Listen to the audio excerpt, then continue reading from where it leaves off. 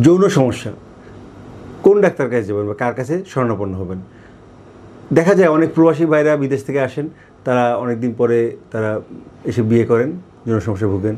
আবার অনেকে 2, 3, 4, 5 বছর পরে আসেন, তখন সমস্যায় ভুগতে পারেন।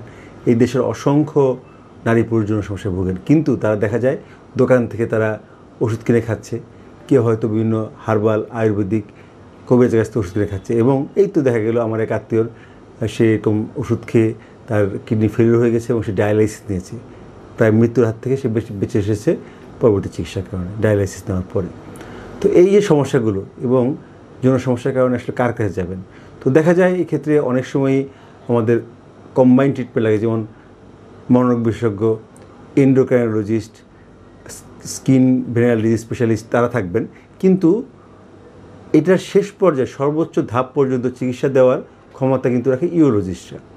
এক্ষেত্রে যে কোনো সার্জারি, মেডিসিন চিকিৎসা মাধ্যমে চিকিৎসা দেওয়ার ক্ষেত্রে অবশ্যই ইউরোলজিস্ট একটা গুরুত্বপূর্ণ ভূমিকা পালন করেন। কিন্তু আমাদের দেশে বেশিরভাগ মানুষই এই বিষয়ে সচেতন না, এবং তারা ভুল চিকিৎসা, অপচিকিৎসার মাধ্যমে লম্বা সময় রোগে তো ভুগেনি, প্লাস তারা অনেক সময় জীবন বিপন্ন হয় এবং বিভিন্ন স্থায়ী সমস্যা হওয়ারও সম্ভাবনা দেখা দেয়।